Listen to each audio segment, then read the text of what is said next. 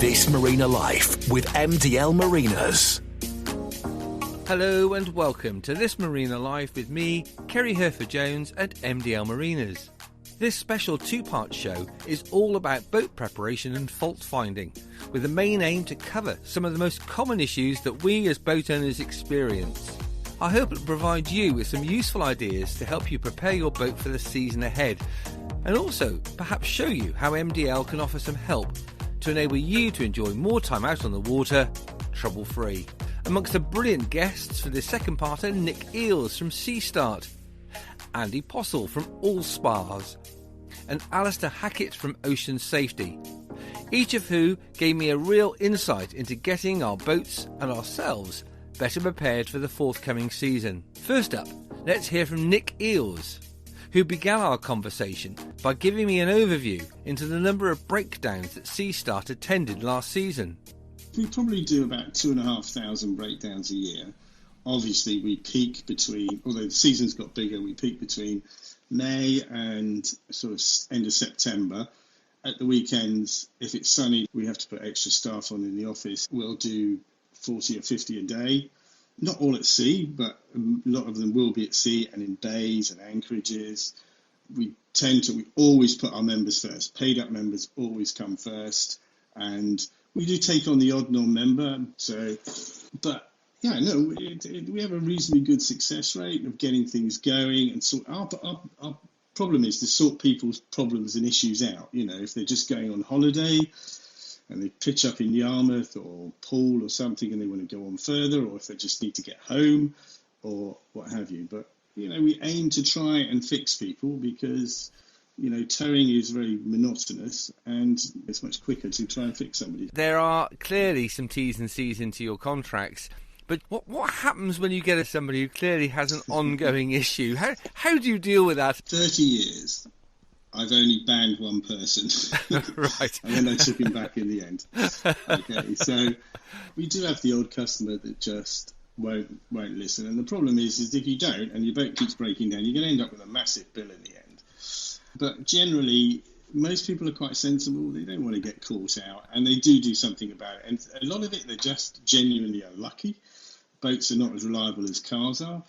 A lot of people start off in small boats. Okay, now I've got people on my books that have been with us probably 25 years, and they started off in some little small, I can't name brand or anything, but some little small speedboat that now owns a 65-foot, azimuth, and he stayed with me for life because in the early days he broke down. He still might have the odd call in the big boat, but I think half the point is when you go to them is hopefully my engineers try and educate them, because it's probably not very often you're on board with an engineer, because you normally give somebody the keys and get it serviced, so they can ask the questions and go, look, you've got to sort this out, you've got to do this and that. So there's that side of it as well. So I don't judge. I mean, not too much anyhow. Sometimes I go, not him again. It's fixing things, but also a bit of education all blended into one by the sounds of it. Well, yeah, I think that's important. I think that's half the problem. People need to learn about their boats and things, I'd be interested to know, with your vast experience in all ranges of different boats, what would be your advice to somebody thinking about buying a boat for the first time? Obviously, when you buy a boat, you should get it surveyed. If you have got an engineer to go and look at it, and you don't know anything about engines, get somebody to have a professional look at it. It's probably the most, even if it's a yacht, to replace that engine's going to be $8,000. A professional eye over it is not a bad thing. They can never guarantee, unless they do proper compression tests and all sorts of tests, what's going to happen. But you can generally see if an engine's been looked after. When I bought a small yacht, I took a quick look at it and looked over the engines. First thing I looked at was the batteries. I could see that one of them was 5 years old, so I just put new batteries in. The batteries are the heart of the boat. Why mess about? Then you know where you are with them. They're not a huge cost. Well, it depends on what type of boat you've got. But once you've done that, you're there. And then there are other things that you can look at. If you've got rust, leak, salt. It's just a general look around. And Obviously, any service history, like you would with a car, is important. Has the guy looked after it? Has he gone to a dealer, or who looks after it? It doesn't necessarily have to be a dealer. And I think generally by looking at the condition of a boat, you can tell if somebody's looked after it. But there's no real guarantees, really. It's no mystery, really. If it's been looked after, it's going to last a lot longer than if it hasn't. I will say is if you buy a boat, and you say you buy it in Wales or somewhere like that, and you decide that you want to take it on its own bottom and sail it round back to Chichester or something, consider putting it on a lorry. You'll be amazed how many people who do delivery trips or decide to sell their own boat back who haven't really tested the boat, haven't really given it a chance, and they end up in a hell of a mess.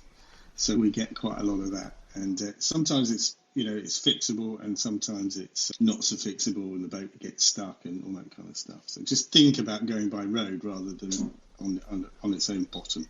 How do you keep on top of emerging technology and the changes? Particularly, I'm thinking here, you're becoming more of a software engineer than a mechanical engineer sometimes. All the problems that we deal with are still there. The basic problems, which are overheating, fuel starvation, basic electrics starting. And actually, the computerization side of it is not that. It's pretty, because it comes from the car industry, it's pretty reliable. So you don't need to have all this, to do what we do, you don't need to have all this computerization. I mean, I do carry some of the tools for, that we can plug in if we have to, but it's not the kind of thing that we use an awful lot. So keeping up with it, it is, as you say, these car engines have been around for a long time. Most of my guys some of them have come from the car industry. So it's not really a massive issue. There are some engines that you do need to plug in, and there are some engines that have peculiarities. But generally, the Volvos and things like that, we can sort of get around. So, and if we can't, we know somebody who can. So it's not really a major issue. Still the major problems are fuel, overheating, general electrics, charging, batteries, foul propellers, and some of the more complicated control systems where you have IPS and joystick controls and all that. That's getting a little bit more complicated. I think we're finding that when that goes wrong, then the owner of the boat is finding it very difficult to override it and drive the boat, etc., etc. So it's kind of a double-edged sword. All this technology is okay, but when it goes wrong, in the old days when you had shaft drive boats, you could just go in one engine and stuff like that. Now it's not quite as simple. You've referenced there quite a number of the top 5 or so problems that you guys come across on a daily basis. What is the top one that you come across more than any other?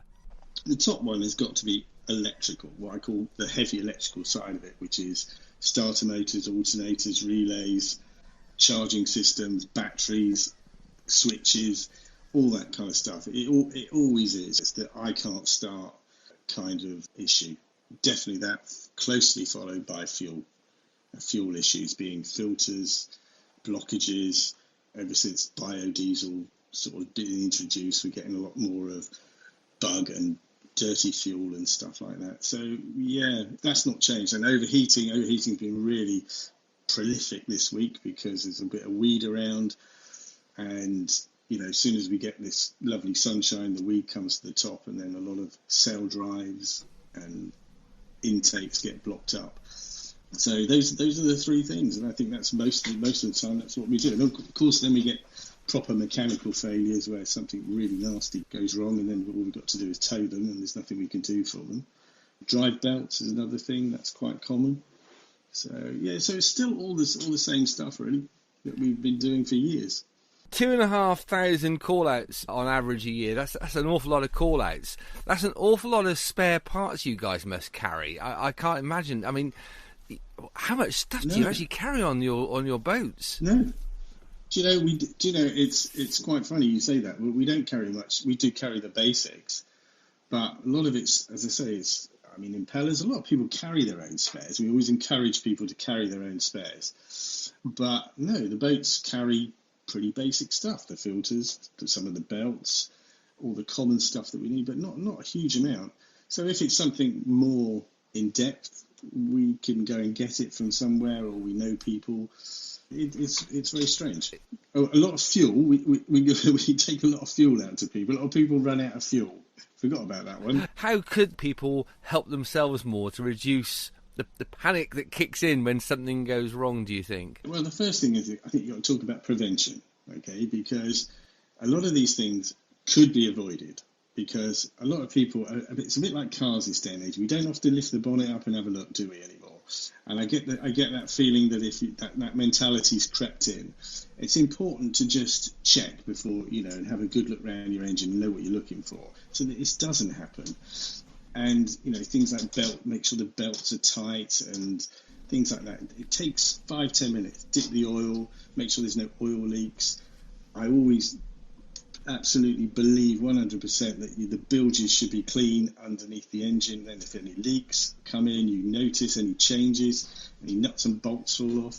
So that's the kind of thing. Pre-start checks is the one thing that's going to ease it a bit. The next thing is really, I don't know. I mean, when something goes wrong, I guess you need to decide. If you're a sailing boat, you've got the option to sail. If you're a power boat, you don't know whether you're going to, where are you going to drift into danger? You've got to have a little think about where you are and what you can do. And one of the most important pieces of kit on board a boat is the anchor. And if you buy a boat, you must have a decent anchor and a bit of chain and some rope, because that will just, suddenly the engine stops and you need to stop the boat from going on a lee shore or drifting into the shipping lane. That's the thing that's going to save you, because once you've done that, you've stabilised your position, then A, help can get to you, and B, that. So the panic factor is I think the panic factor is down to experience, isn't it, really? I think that's the thing. We want to encourage people to do that. So we will get this situation on the phone. How we do it is one of the girls will take the call, and then one of the engineers will call them. And obviously we're all boaty people, so we will then advise them what to do, or try to advise them, or give them some advice. And if we think it's not right, because we are not really a rescue service, we're a breakdown service, we have no qualms about passing it on to the Coast Guard. If we think the situation is not right for us, safety of them and for us, and that's what we have to do. So we try to calm them down and say, right, okay, so you're drifting, but where are you drifting to? Are you going to clear everything? Yeah, we're fine. So that's the thing, isn't it? It's managing that, and that's experience, which hopefully, again, we kind of ease them through it. But I think it's just confidence, isn't it? I think it's just about knowing you've checked your engine. I think the one thing that came across, or has come across strongly to this podcast today, hearing it from the sharp end, if you like, is that whole thing about knowledge and experience. Yeah, but actually doing an RYA diesel engine course will give you some of the basic knowledge that you need in order to, if you can, try and sort things out yourself. Or the other thing is that you could, if you know the engineer who services your boat in the year, get him down, pay him for an hour or so to go through it, or sit there with him and just understand it, to just understand what you have to do. I mean, we did do diesel engine courses, and we're probably going to restart doing them again in the winter. It was too busy in the summer, unfortunately. So, yeah, I mean, I think engineers would do that. I think they would come along and just show you and say, look, this is it. This is what your belt should feel like, and this is what to look out for. I'd now like to introduce you to Andy Postle from Allspars, a company that started life back in 1997. Now with 3 workshops along the south coast, they employ 27 people with their own fabrication and machine shops. I began by asking Andy a bit about the rigging on production boats. You can get 2 boats, same manufacturer, same length, same spec, everything, but they seem a bit different when it comes to actual rigging. I was intrigued to find out why. Obviously the same sort of 32-footer might be an in-mast furler, or it might be a slab roofing, and it may have been tinkered and tailored with the sail wardrobe slightly more to a performance orientation, so they can go club racing or even Grand Prix racing. And I think so all of those elements will make quite a significant difference to the boats.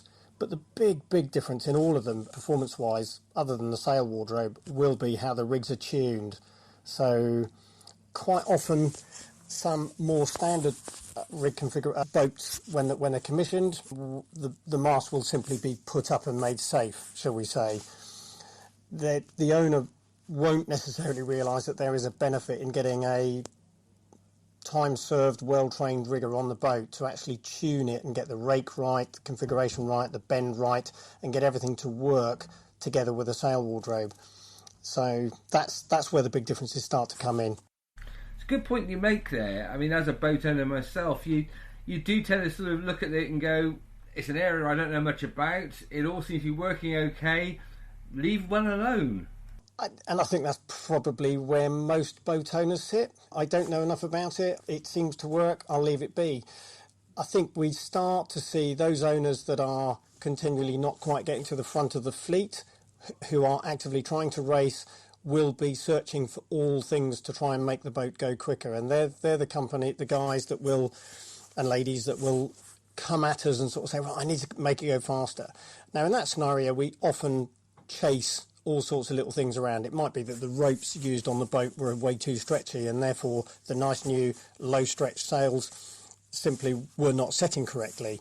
It may be that the rig just hasn't got the right rake, so the balance on the helm is completely wrong. It may be that the tune of the mast, so the bend, which is very different to rake, just simply isn't matching the luff, round and shape of a mainsail.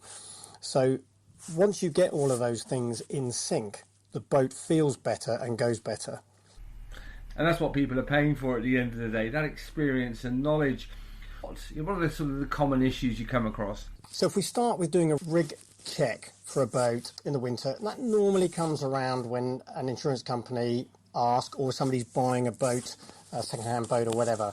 So we'll do a rig inspection or rig survey, whatever you want to call it, and at that point we'll quite often discover some little things. It may be little tiny hairline cracks starting to come out of welds on some masts, or it might be a little crack coming out of a high load stress area, or it may be that we've got fatigued or stranded wires and rigging coming in. So there's never one thing, and different mast manufacturers on different ages generally highlight similar problems in a life cycle of a mast.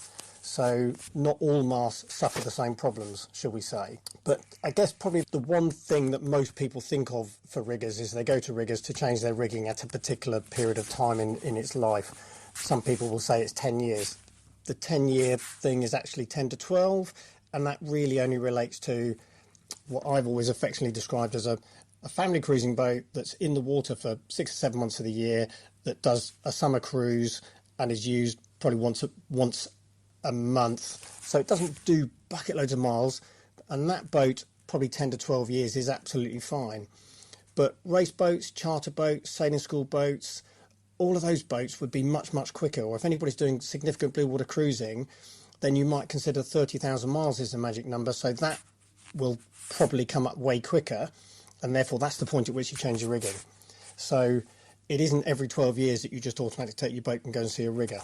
You also referenced there about the insurance company's requirements.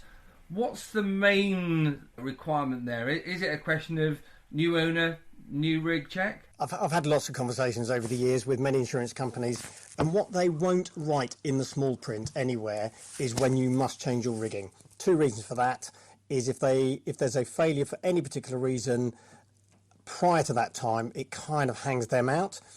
They're also worried that if they turn around and tell people that it must be changed at year 10 and another insurance company don't, they will lose customers. So they get around it by the little words, keep the boat in seaman-like condition. So if you don't change your rigging for 20 years, most surveyors and most insurance companies will take a fairly dim view if there's a rigging failure and a mast falls out of the sky at that particular time. They are putting pressure on the industry to come up with some more statistical time frames for different boats, and then they'll sort of say, well, you must follow the guidance given by the industry. So that is occurring in the background at the moment, and it will all become a little clearer. At the moment, the insurance companies don't have it in black and white. They will ask for surveys to be done at change of ownership, because that's a good time to do it, but they won't put it in their annual sort of, you must do this at a particular time. So what would your general advice be to a weekend cruiser? The weekend cruiser, if the rigging is tuned correctly and the tensions are correct for that boat, then the rigging will last longer because it won't be slack and wobbling around significantly to leeward. That's when things become a problem for us in rigging terms, because it will ultimately fail normally from cyclic failure, which is ultimately a result of fatigue. So when you're sailing along and the leeward rigging is wobbling around, that's when the period of time at which the wire will fail, just where it enters the swage, will be at its worst point. When it's under tension on the windward side, it's all nice and even, and that's not a problem. Obviously, boats tack and they change angle and all the time. So it moves from side to side. It's load, unload, load, unload. So even when the boat's sat on the mooring, the clock ticks, but just not at the same rate as when you're going sailing. So first secret, get the tune done correctly so it's going to last what is perceived to be the sensible length of period of time, which would normally be 10 to 12 years. The difficulty for an owner is we are trying to catch it while it's still good. So we are throwing effectively, or recycling, rigging away at that period at year 10, year 12. If we wait another year or two and it falls out of the sky, it's a very expensive game. Especially little boats, low value boats, that's starting to cause a problem with insurance companies because they suddenly claim for a mast, a boom, sails, some electronics and a furling gear, and it's actually worth more than the boat's worth. And that's where boats are starting to be written off by insurance companies because the values are either they're underinsured or people just haven't taken quite the right care when they've been going for the cheapest insurance policy. I think get it tuned correctly, it will last a sensible period of time, change the rigging at that due time, and then you won't have any problems. I think if you think you can just, back in the day when aluminium masts were fairly new and stainless steel rigging was fairly new, we'd moved, everybody thought, all right, that's it, that's the magic solution, we haven't got to change our masts. And then they all started falling down in the sort of late 70s and 80s. And that was a bit of a surprise to most people. Obviously, the industry has caught up and worked out what's going on, but it isn't a put it up and leave it and forget it.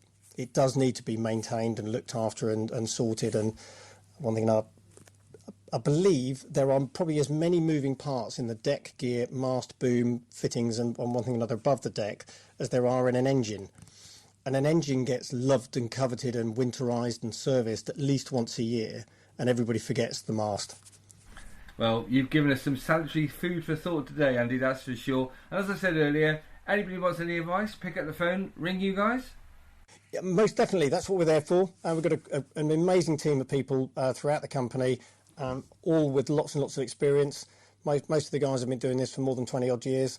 So, yeah, we've been there, seen it, done it, and we'll have some good advice that people can take away and hopefully keep their boats safe.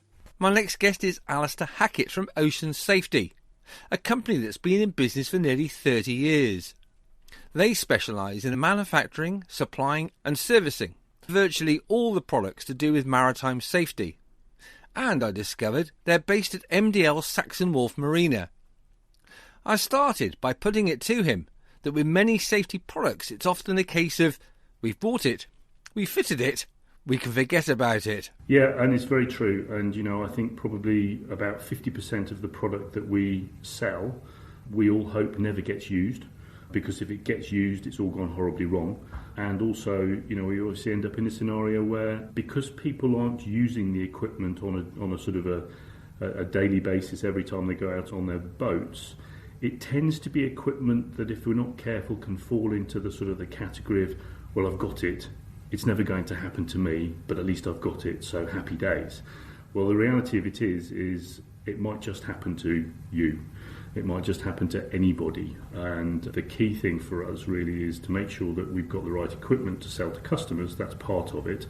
But we have to be able to impart knowledge about the equipment, impart knowledge as to how it needs to be used and what customers need to understand about the equipment that they're buying. There is no point in buying safety equipment if it is a box ticking exercise. We work very closely with a lot of organisations that are taking part in yachting events, etc., yacht races, things like that. And there's a lot of instances where people have to comply to various rules and regulations. And the worst case scenario for us is a scenario where people are just ticking boxes and they're just going, well, I've ticked the box, I've got everything I need, happy days, I comply. And for me, that's not how it needs to be done. Let's talk about one or two specific issues, and I'm going to use my own boat here as a good example. My life raft, funnily enough, is actually in with your good selves at the moment for a service. But it became apparent when I was taking it off, and it's been on our boat 3 years now, we've just been around the UK, that I had that hot and cold moment that in fact we haven't got a hydrostatic release unit on it. How important is that for somebody to fit? I mean, you have to look at all of these things in the round, as they say. It's not you can't look at these products as single entities.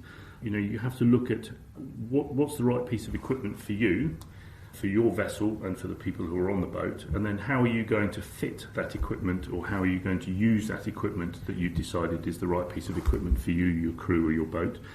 And there are things that you need to add into an installation, and an HRU, hydrostatic release, is a really good example. It would be really very, very disappointing if you had to get off a yacht which was sinking rapidly and your life raft deployed and then got pulled down by the vessel. There has been in the past a common sort of feeling that, somewhere in the painter line of a life raft there's a weak link. Well, there isn't really. Something eventually probably would fail, whether it be the actual painter line or whether it be the patch that's glued onto the life raft. But ultimately, that's not how it's supposed to be. And you have to think about these things. HRUs are great pieces of kit. They're very reliable. They're very sort of mechanical, so there's nothing really to go wrong in them. You just have to keep them in date, make sure that you look after them. And most importantly, you've got to look at the instructions to make sure you install it correctly. We see so many installations where the painter line is tied onto the wrong part of it, so it's not tied onto the weak link, etc. So it's so important that you read the instructions. You know what? It's just, when you state the obvious then becomes clear. But it's just one of those things I think we all try and need to do for our own boats and for our own safety. And of course, responsible skippers, we want to make sure it's not a box-ticking exercise. We're doing it because we genuinely care about our crew, and in many cases, of course, we're actually sailing pretty light-handed. There's often so many boats out there, just two on board, aren't there? Absolutely, and shorthand sailing in the cruising market has been around for years. Shorthand sailing in the racing market has seen a massive explosion in the last 2 or 3 years.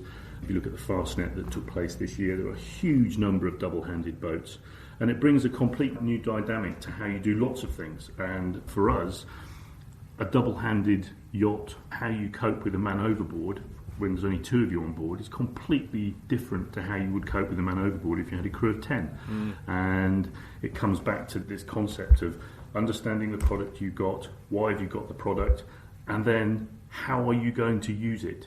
We have many a discussion with how people use things, and instances where somebody might own a vessel that they might race, a racing yacht that they might race with a crew of 10 on board.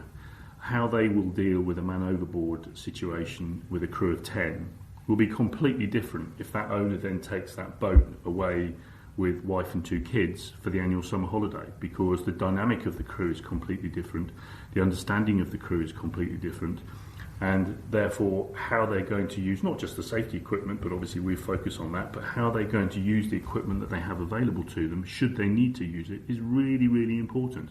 And it has to be everybody on board the boat has to know how it works. It's not just dad, it has to be mum, dad and the kids. They all need to know how it works, because you never know when you're going to need this safety equipment, and not everything works in the same way. How do people's flares work? Different manufacturers have different ways of setting off a flare, and how are you going to read the instructions on various bits of equipment? I wear glasses. If I was abandoning a vessel, I would imagine the chances of me not losing my glasses are pretty thin. Well, if I then got in a life raft and found a piece of pyrotechnic in there, and I wouldn't be able to read the instructions. So, it's really important that you actually understand how this equipment works in advance of actually needing to use it. What about the common problems that you might come across and you see in your everyday working life, Alistair? If we take aside the fact that knowledge of safety equipment is lacking, to be perfectly honest, I think the other thing is not only are products a problem, but the understanding of the best way to use it on board your vessel is really important. The understanding of the importance of servicing the equipment is really important. An awful lot of safety equipment, especially if it's an inflatable product, clearly has a service time. Most life rafts now are every 3 years. If you have a commercial life raft, then it's every year. Life jackets, well, you should have your life jacket serviced every year, really, even if you're just checking to see how much that it holds air okay. When I was involved in the challenge business, when we ran the first British Steel Challenge in 1992, we purchased off-the-shelf automatic inflation life jackets, which were very different to the automatic inflation life jackets that we see now. Yes, we were using them in extreme conditions, and yes, they were being worn far more than possibly people would wear them in a normal environment. But during that race around the world, we actually asked the crew to inflate the life jackets orally in every port of call, and during that race we had a 97% failure rate of life jackets. Goodness, 97%? 97% failure rate, and that's really scary. And the reason they were failing is because the bladders were chafing where people were sitting in them and, feeling sorry for themselves in the wet and the cold. They were leaking through chafing in the bladder. Life jacket manufacturers have worked as a whole, really, to develop life jackets in the last 20-odd years, where we've got products now which are far more technical, that allow us to integrate products into them. The advent of AIS units, different lights, all that sort of stuff into life jackets is really important. And the styling has changed considerably as well. So, people need to make sure that they understand the problems that you are likely to encounter if you don't follow manufacturers' service regime. It affects other things as well. If you don't have your products serviced, warranties tend to go out the window and things like that. Flares are obviously quite topical at the moment in some respects, in that a number of people are sort of saying, well, why do we still need flares? Well, we need flares because a lot of the rules say you need flares, but there are clearly other options now available. The advent of EPIRBs, personal EPIRBs, very sort of confident now that handheld VHF radios are waterproof, they do float. Of course, we've all got mobile phones, so there's lots of other ways of attracting people's attention, but we do need flares. And if you've got flares, you've got to think about they have an expiry date, how you're going to get rid of them. The last thing we want is people throwing out-of-date flares into the Solent. The last thing we want people doing is setting off out-of-date flares because it's fun to do. Once a flare is out of date, it should not be used. People should not forget that pyrotechnics are Class 1 explosives, and they need to be handled with care. People need to understand how they work, and they need to be disposed of properly. What do you offer in terms of disposal? We have a certified process to dispose of pyrotechnics if people bring them into us. We make a nominal charge when people bring pyrotechnics in, and effectively they get incinerated, and we end up with a load of plastic and a little bit of metal, and that then goes to be recycled accordingly. It's all safe. Yeah, it has to be done safely because there's no doubt about it. They are quite dangerous. There have been some horrible accidents with pieces of pyrotechnic failing in years gone by, and that's why they need to be handled with care. You need to remember that your life raft has pyrotechnics in it as well, so just be careful. What about the servicing of life raft? What does that service look like in a quick sort of 60-second summary, Alistair? Basically, it's an inflation test, so we inflate the life raft using compressed air rather than pulling the cord on it to check the air holding capacity. We obviously then go through the structural sort of make sure the thing is structurally sound, and then go through the pack. There will obviously be dated products in the pack depending on what sort of level of life raft you've got. You've got a less than 24-hour pack, a greater than 24-hour pack, Solus B or whatever. Anything that's not going to be in date by the time of the next service will get replaced. You may have food and water rations in there or whatever, it will get replaced. And then the life raft is obviously, if it's wet, it will be dried, repacked, re-vacuumed down and put back in its container or valise, and it's good then for another 3 years. So it's not rocket science, but it's very important that you have it done, and it's very important that you have it done by an approved service station, which is approved to service the type of life raft that you just brought in. We see some models more than we see other models, but it's critical that people only use service stations that are approved, and it's vital. Otherwise, the service station is shooting in the dark a little bit, and they don't necessarily know what they're doing. And that certification is important, particularly as you go cruising abroad. Quite often they're looking at the certification as part of your paperwork, aren't they? Absolutely. It's vital. You've got to prove to these people that you're actually doing things properly and you're going to reputable places. We had a customer about 10 years ago, bought 2 6-man life rafts off of us, put them on his yacht, went off down to the Mediterranean and spent 3 years cruising around in the Med. Took his life rafts to a service station that he found in southern Spain, had the life raft service, put them back on the boat, did another sort of 3 years sailing in the Med. At the end of the second 3-year period, he ended up back in the UK, brought his life rafts in to be serviced by us. We obviously hadn't seen them for 6 years. We opened the first one, it was in really good nick, nice and dry, really good. Obviously, being in the Med, it had been in the sunshine, which was fine. We opened the second life raft container, and inside the life raft were 3 beautifully bubble-wrapped breeze blocks. There was no life raft in there at all. What? Hang on. Just repeat back to me what you found inside that life raft, Alistair. So we opened the container, and in it were 3 nicely bubble-wrapped breeze blocks. The service station that he'd used, which I hasten to say doesn't exist anymore, had taken the carcass out of the life raft, obviously decided it needed using somewhere else, and he didn't get it back. But of course he didn't know that he hadn't got it back. He installed it on his boat, and if he'd thrown that life raft in the water expecting to pull the painter line and fire it, it would have sunk very quickly. So it is really important that you use a reputable service station, and if you want to, go and ask to see your life raft being serviced. Go and ask to see it being inflated. The chances are you're never going to see your life raft inflated anyway. And if you take your life raft into a service station and say, I'd like to do what we call a watched inflation, and the service station that you take it to say, oh, I'm sorry, we don't do that, then ask for your life raft back and take it somewhere who will show you what is essentially your property. You go and have a look at your life raft. You get to understand more about your life raft if you see it inflated on a service shop floor than you ever will just staring at a white box. It's just got to work, because if you need it, you need it. Yeah, and it has to be a last resort with your life raft.